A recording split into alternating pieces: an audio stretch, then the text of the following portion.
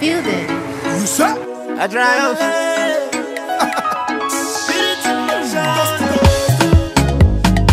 Your praise in the building. It's war in the building.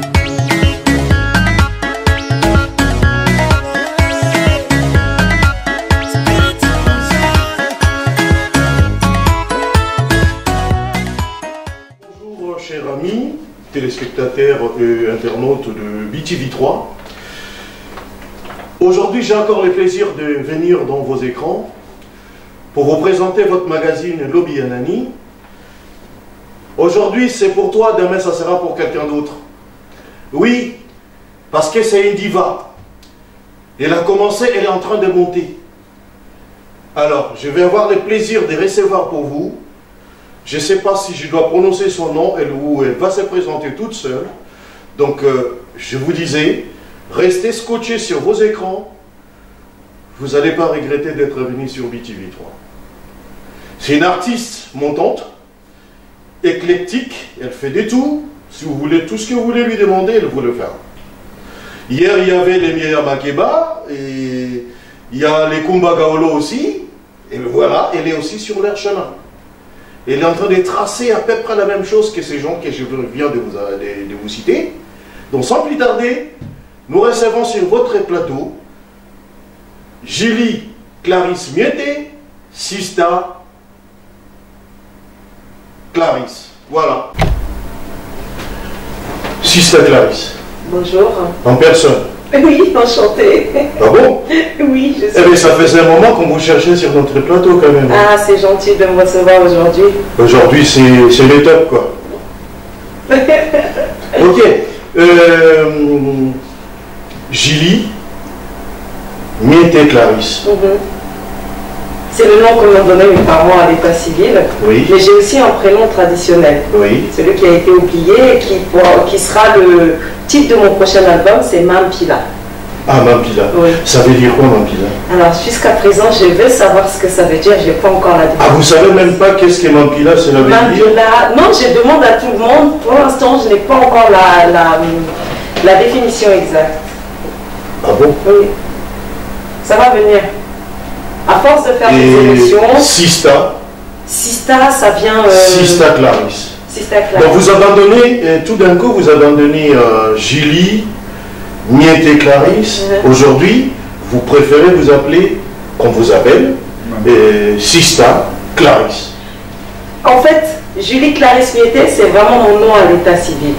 Ensuite, quand j'ai commencé à faire la musique dans le reggae, dans le milieu reggae, on m'a appelé Sista Clarisse parce que depuis petite, on m'appelle Clarisse au lieu de Julie Clarisse. Donc voilà pourquoi Sista Clarisse est venue. Et aujourd'hui, maintenant, je veux récupérer mon nom traditionnel qui est Mampila. Oui. Mais quand je regarde un peu sur votre biographie, je regarde, vous avez commencé en 97. Vous arrivez toute petite en France, Oui. une gamine, Oui, ou une bambine. exactement. Vous arrivez comme une bambine en France et puis vous commencez à vous chercher un peu. Et en 97, vous attaquez. Oui, vous faites je commence votre permis.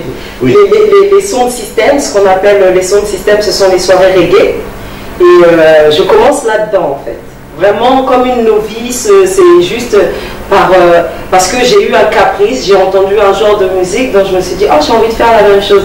Mais moi je ne viens pas du tout du milieu musical, mes parents ne font pas de musique, il n'y avait pas d'artiste dans ma famille, j'ai fait un peu ma rebelle. On va Donc dire. vous êtes tombé comme ça, comme par hasard. Oui, Et en se cherchant, vous dites, bon, je rentre dedans, j'éponge dedans. exactement.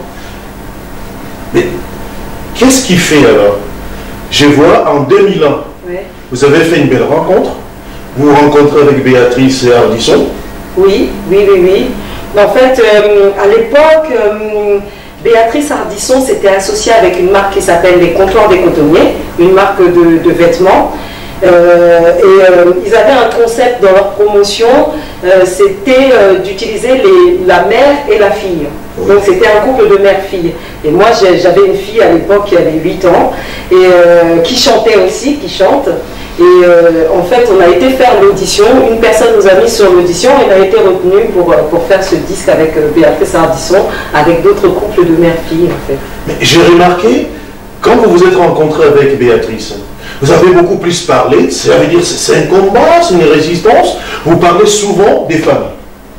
Ben là, pour le coup, eux c'était leur concept, hein, mais c'est vrai qu'en étant femme, le premier sujet qui va me venir, c'est ce qui me touche. Donc, c'est vrai que défendre les femmes.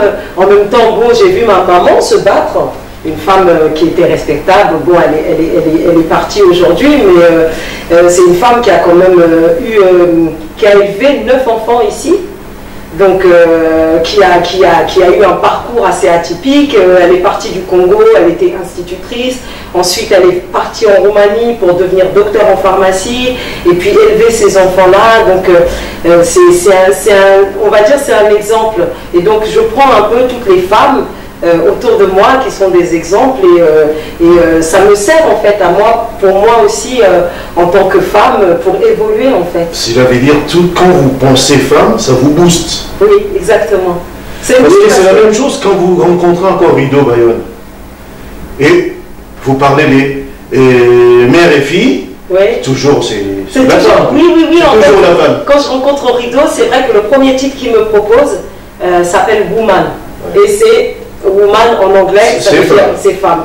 Donc effectivement, il avait fait un CD, il était sur un projet qui s'appelait Hommage à la femme, et dans lequel figurait ce titre-là, Woman.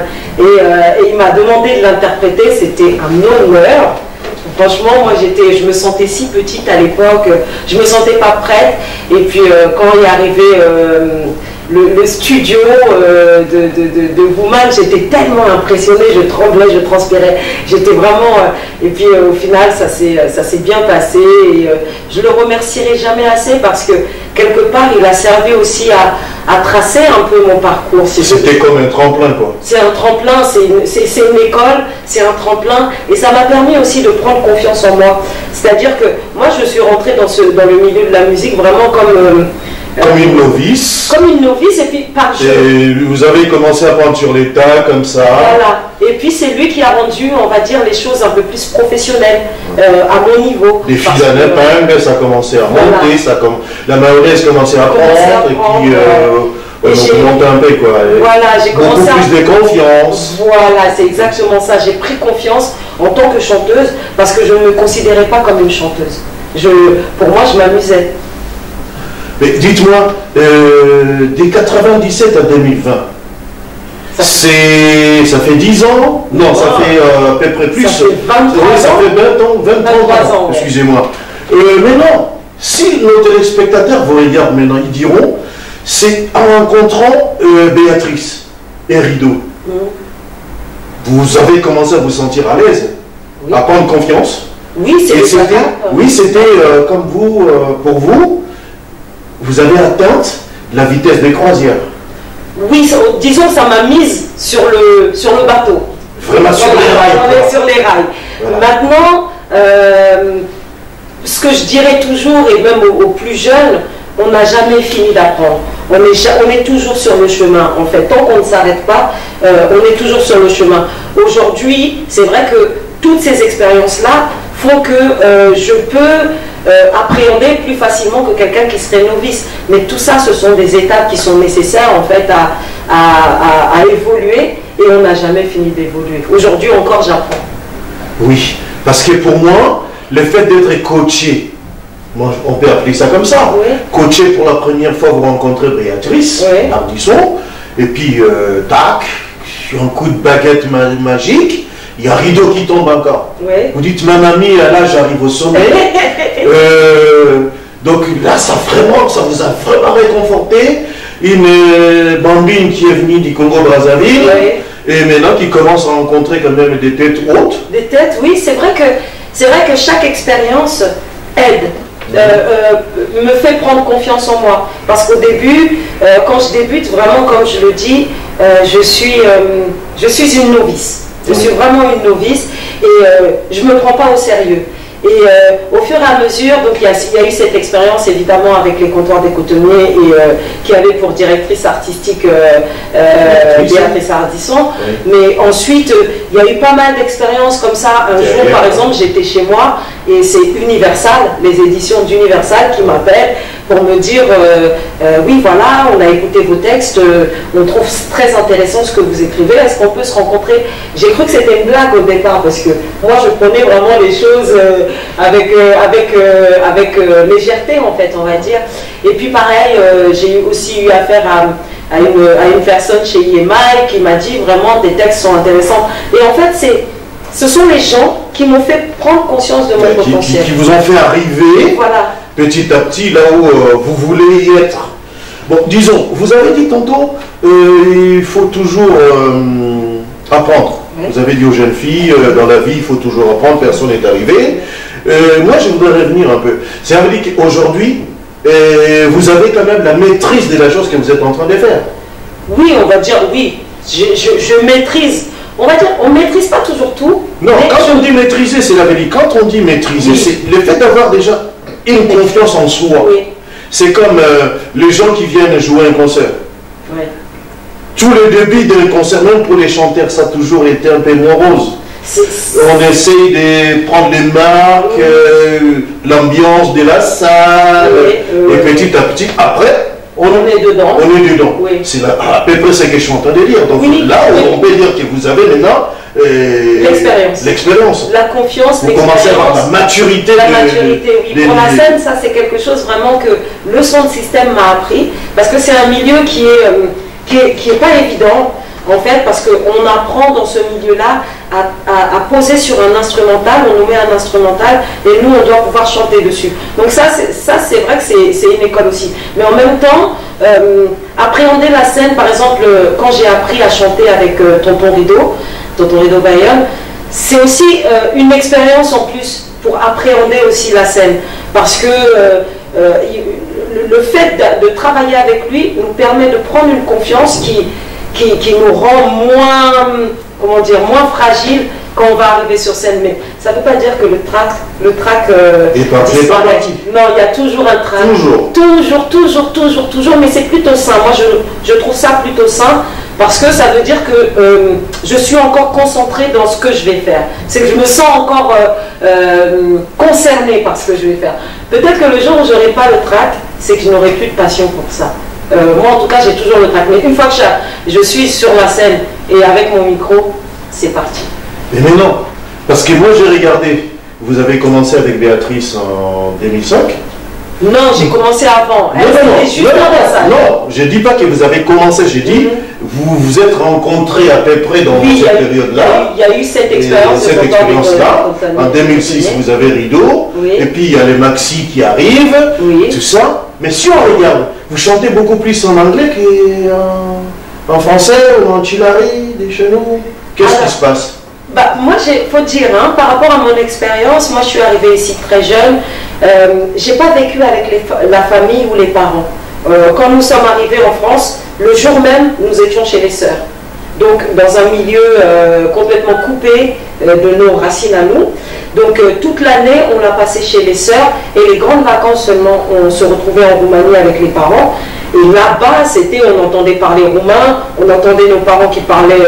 on parlait de Ceausescu, voilà.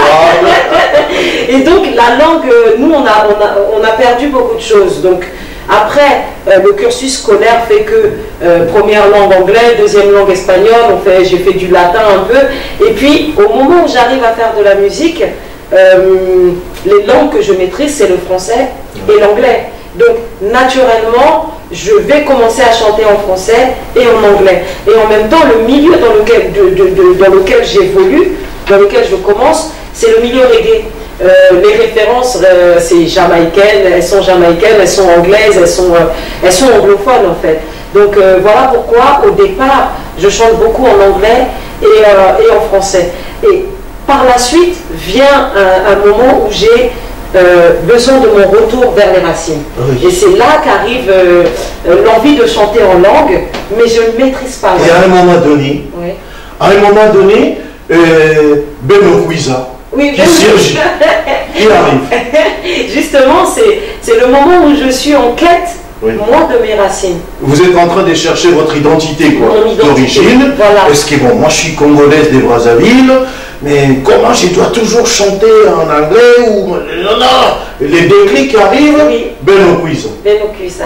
Et même le déclic était déjà là avant, du moins. J'avais déjà eu cette envie avant, mais je n'avais pas encore les personnes avec lesquelles travailler. Et il faut dire aussi, moi j'admets devant, du moins, j'assume le fait que même quand j'arrive à faire Ben Okwissa, j'ai fait beaucoup d'erreurs. Dans la langue, parce que j'avais cette envie, je voulais y aller, mais je n'avais pas forcément les bonnes personnes pour faire les traductions. Voilà, pour vous apprendre un peu les Lari, les Kikongo, le Lingala. Oui. Et donc, sur l'album qu'on est en train de préparer aujourd'hui, c'est beaucoup plus carré. J'ai des personnes, comme le vieux d'Elvis El Salsero, voilà, qui m'a aidé sur un titre que j'ai écrit qui s'appelle Tala. Il m'a fait toutes les corrections, je le remercie beaucoup. Donc, j'ai fait un morceau aussi en Teke, qui est ma langue d'origine, voilà. Il y a des morceaux, en Lingala, il y a même un hommage. Mettez-vous à l'aise, exprimez-vous, parce que c'est vrai, les téléspectateurs, ils ont vraiment besoin de vous connaître, de savoir votre musique. Donc là, vous êtes vraiment dedans. Il y a le Lingala qui commence à venir. Voilà, le Lingala qui commence à venir, le Kikongo, le Teke. Et j'ai besoin, en fait, de faire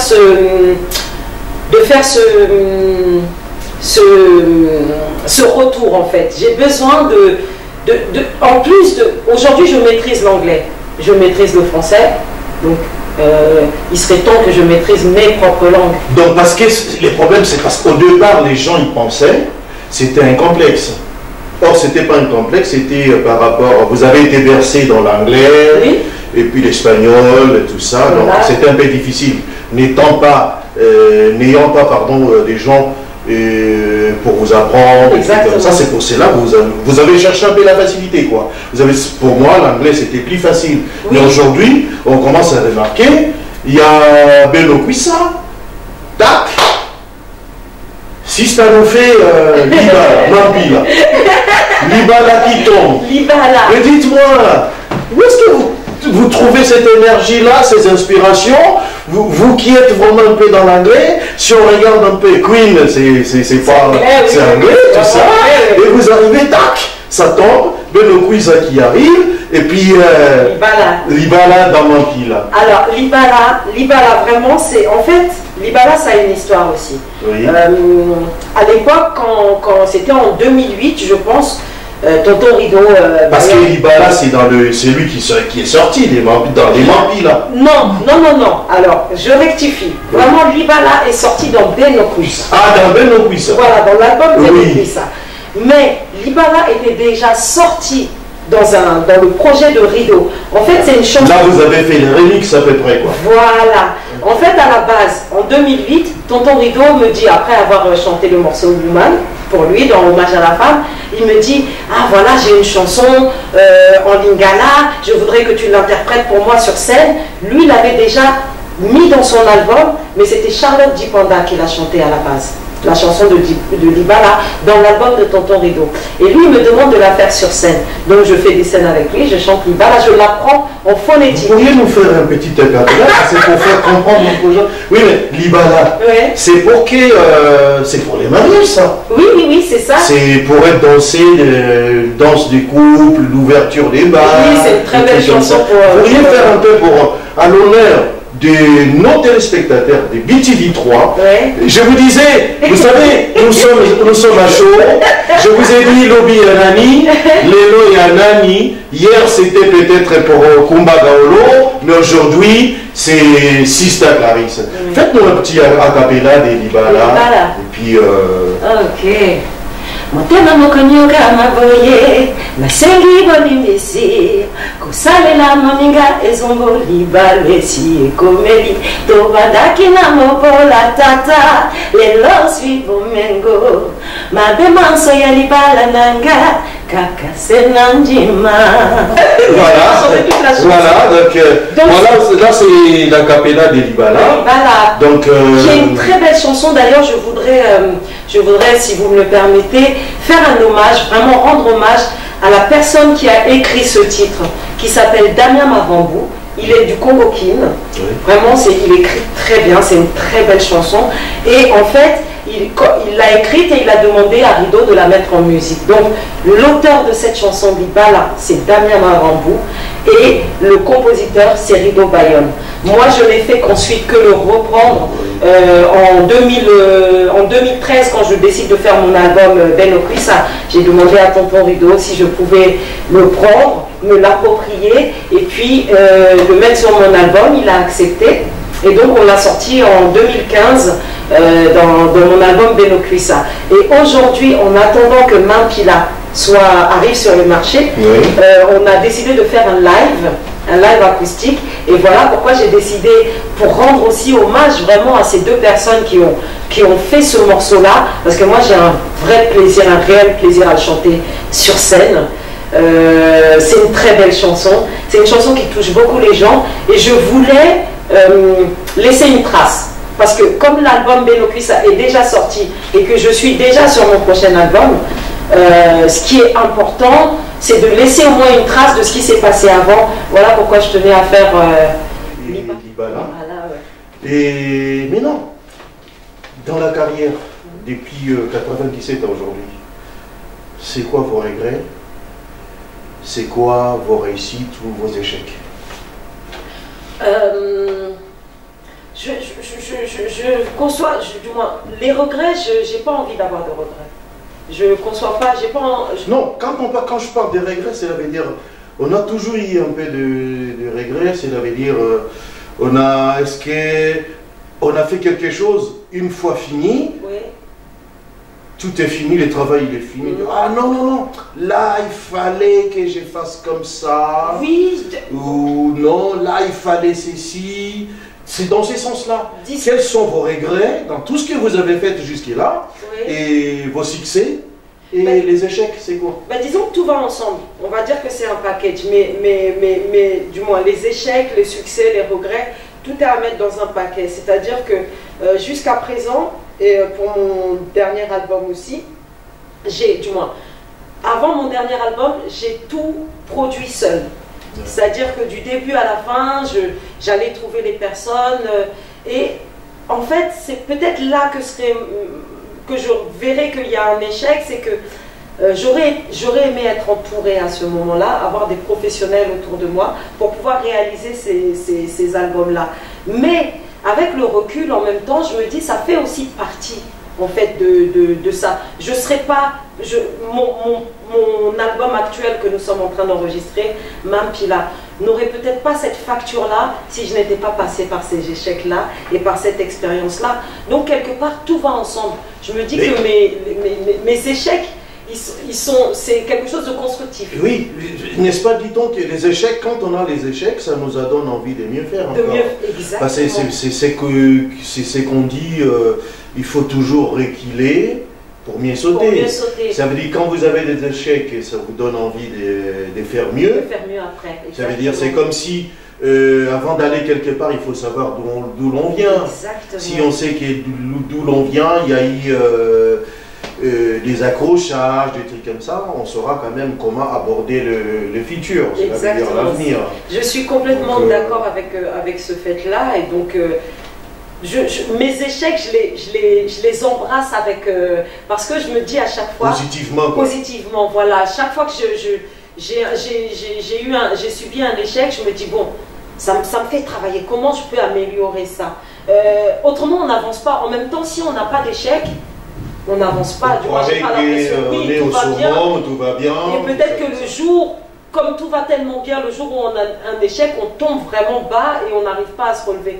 Moi, je dis que les échecs forment.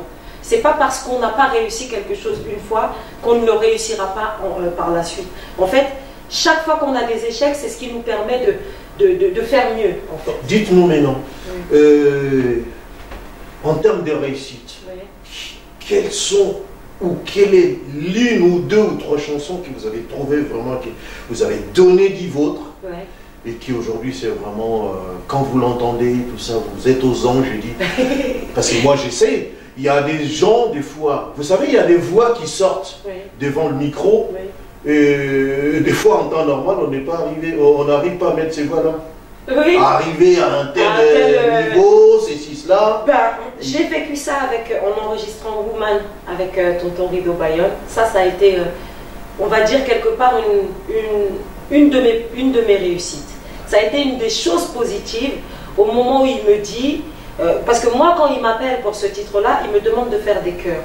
Je lui dis oui parce que je suis honorée, parce que c'est Rido Bayonne, donc je me dis oh là là, il m'a demandé à moi d'aller en studio, donc j'arrive au studio. Mais quand j'arrive au studio, il y a plusieurs femmes, nous sommes plusieurs à avoir été appelées pour faire les chœurs, parce que chacune avait des... Oui, mais vous trouvez que moi, parmi ces femmes-là, je vais faire de... Non, moi je devais juste faire une voix en chœur en fait. Et oui, mais il vous vous demande de faire solo, des... Oui, il m'a demandé, voilà. Oui. Non, au départ c'était juste chœur. Et en fait, quand je commence à faire les chœurs, j'étais en train de transpirer. Vous étiez en sueur. J'étais en sueur. Il me dit non, tu vas faire... Nous on s'entraînait derrière la cabine à faire chacune nos voix. Et quand on arrive, il nous dit non, toi tu prends telle voix, toi tu prends telle voix, toi tu prends telle voix. Je lui dis mais je serais incapable de faire cette voix. Il me dit si, tu as été capable de faire 4 enfants, parce qu'à l'époque j'avais 4 enfants. Oui. Il me dit tu as été capable de faire 4 enfants, tu es capable de faire cette voix. Je l'ai regardé, je me dis bon, oui, c'est un personnage, mais... Quelle confiance. Oui, mais quelque part... Ça, on appelle ça, c'est avoir une agnaque. Mais c'est ce qui m'a permis de... En fait, il m'a révélé à moi-même. Ouais. Parce ça que vous a donné confiance. Ça m'a donné confiance. Je me suis dit, ah, je suis capable de faire ça. Je suis capable aussi de faire ça. Ouais. Et au final, une chanson où je devais faire que des chœurs, il m'a dit au final de chanter le lead de la chanson. Et ça, c'était une des expériences positives, parce qu'il m'a fallu des années avant de me dire dans ma tête, c'est moi qui ai chanté cette chanson. Je n'arrivais pas encore à réaliser. Et j'avais du mal à l'écouter même, parce que j'entendais juste les défauts et je me disais mais c'est pas moi qui chante ça, c'est pas moi qui... Est-ce que c'est moi et c'est pas moi? Des fois vous arrivez à vous dédire quoi, non c'est pas moi. Oui, c'est pas moi, mais en réalité c'est vous. Voilà, et il m'a permis ça. Sista, oui. Vous aimez qu'on vous appelle Julie? Non. Ou Sista Clarisse? Alors, on m'a appelé du moins. Tout ça, c'est... Bon. On m'appelle Cla, Sista Cla, Mama Cla, on m'appelle Sista, on m'appelle Clarisse. Julie, c'est vraiment pour l'administratif. Oui. Parce que même mes parents Sista. m'ont appelé... Sista Clarisse. Maintenant, c'est Mampila. Ah, mais non, vous changez encore. Oh là là là là. Mais non, il faut qu'on vous appelle Mampila. Mais sauf que vous ne savez pas, pour l'instant, vous ne connaissez pas la signification des Mampila. Oui, mais c'est quand même le nom de mon prochain album. Donc voilà. Il faudra que les gens s'habituent à ça. Oui. Bon, dites-moi, vous acceptez facilement les critiques? Oui. Parce que quelqu'un qui n'accepte pas des critiques n'évolue pas. N'évolue pas. Non, moi au contraire, les critiques sont bonnes à partir du moment où elles sont constructives. Et positives aussi. Non, pas forcément. Non, j'ai dit positif dans le sens que la personne qui vous critique a dans son esprit de vous faire avancer. Oui, de vous faire évoluer. C'est pour cela que j'ai dit positif. Oui. Mais quand c'est négatif, ça veut dire même si vous faites bien, ils vous critiquent. Ils vous critiquent, voilà. Donc non, ça, pour les biens ou les mal, ils critiquent. Ils ne savent pas, ils n'arrivent pas à différencier même si c'est bien ou c'est pas bien. Pour eux, c'est critiquer pour critiquer. Donc non, des critiques infertiles, quoi. Oui. Non, moi je suis au contraire, je suis ouverte à la critique. Ou stériles. Les critiques stériles qui avancent à rien. Qui n'avancent pas, oui, qui ne font pas avancer. Non, au contraire, je pense que on a toujours besoin d'avoir des personnes qui sont là pour nous faire nous remettre en question. C'est important. C'est important. Voilà pourquoi la critique est toujours positive à partir du moment où elle est fondée, à partir du moment où c'est pas stérile justement, si c'est pas pour juste faire du mal. Non, au contraire, je suis perpétuellement dans la recherche de la perfection, même si elle n'existe pas. Donc on est obligé d'accepter la critique en plus. Sista. Regardez un peu la caméra. Oui. Les gens qui vous regardent, ils veulent savoir quels sont vos projets, vos futurs projets, à court et à long terme. Alors, à court terme, cela veut dire, je voudrais dire, quand je parle des projets, je voudrais dire, là vous avez parlé des soutiens, Parce que pour aller loin, il faut qu'il y ait des soutiens aussi. Oui. Ça veut dire pour aller loin, si vous pressentez aller loin, à court et à long terme, il faut avoir des soutiens. Il faut avoir du soutien. Et là, vos projets ils sont comment? Quelles sont vos attentes? Et vous pouvez parler aussi aux sponsors qui vous regarderont, qui sont là. Bah, moi, le projet, à court terme, déjà, la sortie de cet album, Mampila, sur lequel je suis en train de travailler déjà depuis quelques temps, depuis quelques mois. Un album, franchement, que je porte avec... il n'est même pas sorti, mais j'en suis déjà fière. C'est un vrai bébé. Et c'est un album sur lequel je suis accompagnée. J'ai des professionnels autour de moi, ce qui change d'avant. Donc déjà, ce projet-là, il me tient vraiment à cœur. J'ai des professionnels, des musiciens qui sont là, qui sont très bons. Et puis, maintenant, j'aimerais pouvoir le présenter en fait sur le continent. J'aimerais pouvoir aller le présenter au pays, à Brazzaville. J'aimerais pouvoir aller à Kin pour le présenter là-bas aussi, parce que pour moi, le Congo, je le vois avec le grand K. Voilà. Et donc, chez nous, en plus, c'est différent un peu de Kin, mais au Congo-Brazzaville, il y a des jeunes, mais les femmes ne sont pas encore bien mises en avant. Pas vraiment bien portées. Voilà, bien portées. Par rapport à Kinshasa. Voilà. Mais pourtant, je vois, il y a une belle scène rap, R&B, un peu dans la musique des jeunes aujourd'hui qui est là, qui est assez active sur place. Mais moi, mon rêve aujourd'hui, oui, ça serait de pouvoir aller au pays pour rencontrer en fait les miens. Parce que on peut se chercher un peu partout, mais tant qu'on n'est pas reconnu par les siens, c'est comme si on avait un manque en fait. Il y a quelque chose, c'est comme s'il nous manquait quelque chose. C'est comme, dit-on, l'adage qui nous dit nul n'est prophète oui, chez lui, mais c'est vrai. Mais mieux vaut avoir un petit chez soi qui est grand chez les autres. Chez les autres, c'est ça à peu près. Exactement. Et moi, mon rêve, ça serait de pouvoir aller jouer chez moi. Oui. Déjà, ça serait pour moi une consécration. En fait, ça serait une consécration, pouvoir jouer chez moi devant un public, essayer de l'apprivoiser. Parce que moi aussi, comme vous avez pu le dire, j'ai un style qui est assez éclectique et qu'ils puissent reconnaître ça aussi, qu'ils en soient fiers aussi, c'est ce que je voudrais, que je chante en français, en anglais ou dans la langue, mais j'aimerais pouvoir aller faire ça chez moi. Ok, mais écoutez, moi je pense qu'aujourd'hui, vous commencez à atteindre les sommets. C'est vrai. Quand je dis vous avez commencé à atteindre les sommets, parce que vous avez déjà aujourd'hui acquis une certaine confiance. Oui. Parce qu'on ne peut rien faire sans la confiance. La confiance aujourd'hui, vous l'avez vraiment. Oui, oui. Parce que quand vous dites je voudrais aller essayer un peu de présenter mon travail en Afrique, les deux Congos, et puis par-ci, par-là, ça veut dire on a une certaine confiance. Si on n'a pas la confiance, on ne peut pas... oui. Si... Et chez nous, à Lingala, on dit Kolamba Kotokisama desu, Eza Kolamba te. On peut mettre les haricots dans l'eau, les bouillir et tout ça, mais alors, au final, c'est pas les savoir. Il faut savoir mettre les ingrédients. Oui, exactement. Les ingrédients. Aujourd'hui, vous avez les ingrédients. Oui, je pense avoir les ingrédients. Et je pense aussi être bien accompagnée, parce qu'il y a toute une équipe quand même derrière. C'est ça qu'il faut savoir. Derrière cet album-là, on a pris le temps en fait de choisir les personnes. Donc déjà, bon, j'ai une personne qui m'accompagne vraiment sur ce projet-là, qui est très, comment dire, exigeant. Et carré. Et carré, oui, parce que il m'a... Quand c'est non, c'est non. Bah, c'est-à-dire qu'il connaît ce que j'ai pu faire avant et il sait aussi ce qu'il faut faire. Voilà, ce qu'il faut faire. Et puis, il a aussi, on va dire, il m'aide, il a aussi des contacts, même si moi j'ai pu en acquérir avec le temps, il a aussi des contacts. Je vais le citer, il s'appelle Christian Braza. C'est aussi grâce à lui que je peux évoluer, en fait, parce qu'il y a une évolution.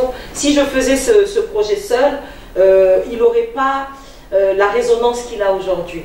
Mais déjà aujourd'hui, je vous mets là. Robert, il ne vient pas.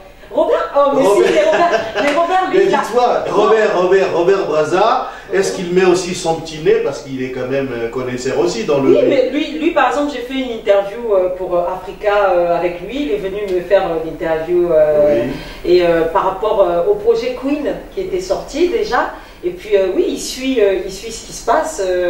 Il est loin, mais son Il est là, regard est là, il quoi. est là, voilà, aussi, C'est comme s'il n'était pas là, mais il est là, quoi. Oui, c'est la famille. Donc avec Christian Brazard, obligé, il entend les projets, Il donne peut ses donner avis, son avis avis, aussi. tout ça. Ça, il n'y a pas de problème. Et puis il y a beaucoup de musiciens. Je ne peux pas tous les citer, mais bon, je dis déjà un grand merci au Mbamina. Franchement, nos vieux, merci. Merci de m'avoir permis de faire ce que je suis en train de faire. Je remercie Alain Niamé, un bassiste. Là, elle me fait atterrir là où j'allais arriver. C'est vrai? Bon, allez-y. Oui, donc, Prenez plaisir. Et puis, bon, toute l'équipe, bon, mon binôme, Cool Jam, avec lequel je suis en train de travailler l'album. Il y a plusieurs personnes. Il y a Rico, c'est la partie ivoirienne. Parce que vraiment, il y a vraiment de tout. C'est un peu mélangé, quoi. C'est mélangé, mais avec. C'est panafricaniste, c'est panafricain. Voilà, mais comme ça, des quoi. professionnels. Des Des professionnels. Valès Assouan, Rico Kerridge, Rico Adiko Kerridge, Et il y a Delvis Jean-Paul, Salcero, Delvis El il est là Salcero, aussi. voilà, qui est toujours là, qui chapeaute quelque part. Michel Bass, Et Pépé Feli. Mano, Le grand Manoir, oui, il est là aussi. Oui, Les grands Manoir, oui, il est dans le projet aussi. Ok. Non, vraiment, c'est pour ça que je dis que là, c'est vraiment un projet. Je ne suis pas seule à le porter, mais les personnes qui sont là sont déjà des personnes qui ont de l'expérience. Donc pour moi, c'est encore arrivé dans une cour de grand. En fait, donc c'est ce que j'étais en train de dire. Oui. Quand j'ai parlé de, vous vous souvenez, je vous ai dit de 97 à 2020, vous pensez c'est la vitesse des croisières. Vous avez atteint cette vitesse-là. Oui. Donc cela veut dire que quand vous êtes avec les gens comme les Pépé, les Manouakou et tout, c'est que ces grands-là, tous ces grands, ils sont en train de porter un bébé, quoi. Quelque part, oui. Quelque part, Ils sont en train de vous porter vers le sommet. Alors moi, franchement, je me laisse porter. Oui, c'est comme ça que je le vis. Non, c'est pas ça. C'est un peu bon. Et gentiment, on pourra dire peut-être, je me laisse bercer. Exactement. Exactement, je me laisse bercer. Non, c'est rassurant. En fait, on va dire. C'est énorme, quoi. C'est énorme et c'est rassurant pour moi parce que on n'est jamais tranquille en tant qu'artiste. On ne sait jamais si c'est bien, si c'est pas bien, si c'est ceci, si c'est cela. Et de savoir que ces personnes-là sont là. Par exemple, dernièrement, on a été poser les percussions pour un titre avec le grand Anselme Tambakassa, qui est un percussionniste, mais un vieux de chez nous, mais qui est... Terrible de chez terrible. Ah là là là là, c'est... Alors pour c'est vraiment un bacala, quoi. Pour l'anecdote, il n'avait pas joué depuis 2 ans. Oui. Au moment où il arrive au studio, il arrive avec ses instruments, ses percussions, ses 2 percussions. Il enlève sa veste, il se met sur la chaise et il tapote vite fait, on lui met la musique vite fait, tac tac tac. Ça dure peut-être 2 minutes, 5 minutes. Et puis après, il dit, bon, moi je suis prêt. Et il s'est mis à jouer. On a fait 2 prises. Franchement, on a fait 2 prises. Les 2 prises sont excellentes. Et c'est une autoroute, c'est-à-dire qu'on croirait une machine qui joue. Il rentre, parti. Bah, c'est parti. Et c'est non-stop. Tac, tac, tac. Et c'est même une machine, je ne sais pas si elle serait aussi précise. Et de savoir que ce sont des monuments. Ce sont des monuments, toutes ces personnes qu'on cite là. Même les plus jeunes. Appréciables. Oui, c'est vraiment... oui, je me laisse bercer, évidemment. Bon, aujourd'hui, les modèles, c'est quoi? Quel est votre modèle aujourd'hui? Parce que là, on a parlé quand même de... C'est à peu près ce que faisait le Myriam Makeba. Oui, les Myriam Makeba, les Abeti Masikini, voilà, les Congolais, tout ça. C'est un peu... Vous êtes sur les chemins, là. Et maintenant, votre modèle à vous aujourd'hui, vous inspirez par rapport à qui? Est-ce qu'on a toujours eu des modèles? Comme si, quand on dit notre modèle à nous, c'est Jésus-Christ. Oui. Ok. Mais maintenant, vous, dans la musique, et votre modèle, c'est qui? J'ai plusieurs modèles, on va dire. Toutes mes rencontres, en fait, sont mes modèles. Voilà. Que ça soit vous essayez de prendre un peu à gauche, à voilà, droite. tout ce que je prends, ce qu'on me donne. Oui. J'essaye de rendre le maximum aussi. Par exemple, Tonton Rideau a été ça a été un passage décisif. Passer par son école a été décisif aussi pour moi.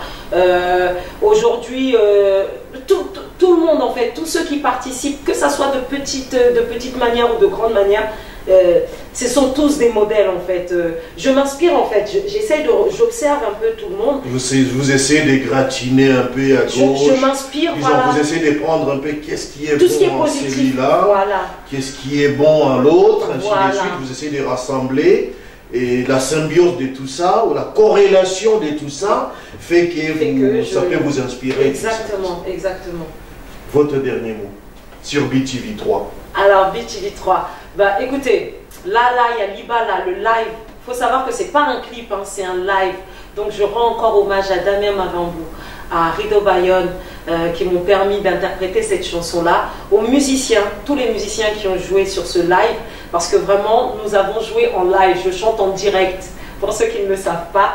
Je remercie beaucoup aussi Tahir Mbaye, qui est l'ingé son, qui nous a permis de faire ce live aussi, l'école du Breuil, qui nous a permis, de bénéficier du lieu, en fait, où on a fait ce live, ces superbes plantes autour de nous, toute l'équipe qui a travaillé, Maza TV, vraiment, mon frère Erodni Kamona, mon soldat, et puis, bon, tous les musiciens, est-ce que je dois les citer? Oui, je peux les citer, ils n'étaient pas nombreux, donc Rico Adiko Kerridge, Danny Drum, à la batterie, Cool Jam au clavier, à la basse Vanessa Swan, et puis mon soldat de toujours, Will Kouzan, Willy Newma. Vraiment, je te remercie beaucoup. Je vous remercie tous. Et puis un petit mot aussi pour ma petite sœur, Josiane Miété, qui a fait en sorte aussi que ce live puisse avoir lieu. Et puis... Coucou Josiane. Oui, suivez, soutenez-nous, on a besoin de soutien, donc ça passe par le fait d'aller regarder sur YouTube, sur les réseaux sociaux, de nous encourager, de commenter, de partager, parce que c'est comme ça en fait que nous, on peut avancer, c'est en faisant connaître notre musique le plus possible, et puis peut-être que demain ça nous permettra... et la culture africaine. Et la culture, voilà, ça nous permettra de pouvoir aller faire des scènes, s'il y a des sponsors, s'il y a des gens qui organisent même des concerts un peu partout, de nous soutenir. Ça serait ça en fait. Vraiment le mot de la fin, c'est on a besoin de soutien. Nous on est là, on produit les choses, on donne. Maintenant prenez et puis faites voyager ça. Voilà. Et quant à moi, je vous dis merci. Merci. Et au prochain numéro, madame. Merci beaucoup. C'était un plaisir. You say? I drive.